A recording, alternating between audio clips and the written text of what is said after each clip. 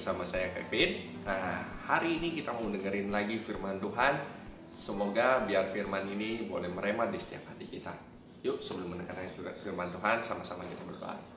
Tuhan, Allah Bapa kami yang di surga, kami sungguh bersyukur, terima kasih Kau boleh pertemukan kami kembali di minggu ini ya Tuhan. Sebentar kami akan mendengarkan sebagian dari firman Tuhan. Kiranya Kau tolong berikan kepada kami tanah hati yang baik, yang subur, agar kami semua boleh menerima benih firman-Mu, dan biarlah benih itu boleh bertumbuh di setiap hati kami ya Bapa. Dan dalam saja kami ucap syukur, haleluya puji Tuhan, amin. Nah adik-adik, minggu ini kita memperingati apa sih? Ya betul sekali, minggu ini kita memperingati tentang Paskah. Apa itu Paskah? Paskah dalam perjanjian baru bercerita tentang kebangkitan Tuhan Yesus. Ya, nah setelah kemarin di hari raya Jumat Agung kita sudah mendengar cerita dari Tanda Susan bahwa Tuhan Yesus mati, disalibkan demi menebus dosa untuk kita semua. Dia mengorbankan nyawanya untuk menebus dosa kita semua. Dia rela menderita buat kita. Nah, hari ini kita mau dengar lagi firman Tuhan tentang kebangkitan Tuhan Yesus. Bahan ceritanya diambil dari Lukas 24 ayat yang pertama sampai yang ke-12. Nah, saya akan bacakan beberapa ayat untuk kita untuk membuka firman Tuhan pada pagi hari ini. Yuk sama-sama kita buka Lukas 24 dari ayat yang pertama. Kita baca bersama-sama. Tetapi pagi-pagi benar pada hari pertama minggu itu, mereka pergi ke kubur membawa rempah-rempah yang telah disediakan mereka. Mereka mendapati batu sudah terguling dari kubur itu. Dan setelah masuk, mereka tidak menemukan mayat Tuhan Yesus. Sementara mereka terdiri termangu-mangu karena hal itu, tiba-tiba ada dua orang berdiri dekat mereka memakai pakaian yang berkilau-kilauan. Mereka sangat ketakutan dan menundukkan kepala, tetapi kedua orang itu berkata kepada mereka, "Mengapa kamu mencari Dia yang hidup di antara orang mati?" Ayat yang ke-6, "Ia tidak ada di sini, Ia telah bangkit. Ingatlah apa yang dikatakannya kepadamu ketika Ia masih di Galilea."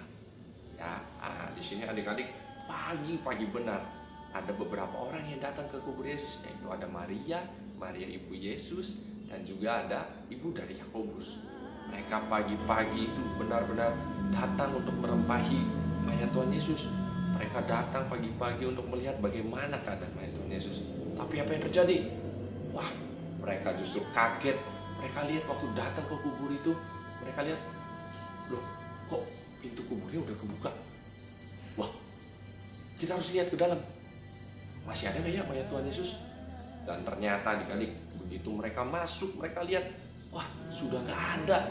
Mereka bingung, aduh, ini mayatnya kemana ya? Tuhan kemana ya? Apakah dicuri mayatnya? Wah, mereka semua udah bingung, ketakutan.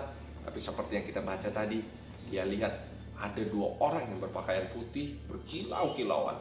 Dia melihat pada perempuan-perempuan ini, mereka lihat, loh, ngapain? Kok kamu datang ke sini pagi-pagi?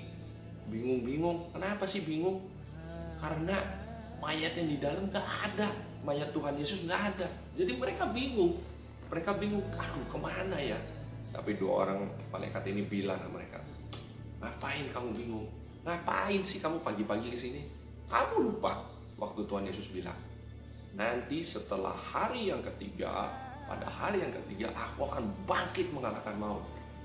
Nah adik-adik, dari situ mereka baru ingat, oh iya ya, Tuhan Yesus pernah bilang begitu. Nah makanya adik-adik, setelah itu mereka berterima kasih sama malaikat Tuhan yang memberitahu mereka, dan akhirnya mereka semua pulang. Mereka kembali ke Galilea. Mereka datang lagi, kasih tahu ke murid-murid, "Hai murid-murid, Tuhan Yesus sudah bangkit." Hah? Tuhan Yesus sudah bangkit? Yang bener aja. Masa sih? Padahal mereka sudah dengar sendiri. Mereka sudah dengar sendiri Tuhan Yesus pernah bilang bahwa pada hari yang ketiga aku akan bangkit mengalahkan maut. Tapi apa yang terjadi? Mereka malah takut. Tapi pelan akhirnya mereka mulai percaya. Iya, guru pernah bilang kalau dia akan bangkit pada hari yang ketiga. Nah, tapi kita juga ingat ada satu murid Tuhan Yesus yang tidak percaya. Saya nggak percaya Tuhan Yesus bangkit. Saya percaya kalau dia bangkit dengan satu cara. Gimana? Saya harus ketemu dulu sama Tuhan Yesus. terus nyucukin itu jarinya dia ke bekas luka di tangannya Tuhan Yesus yang kena paku.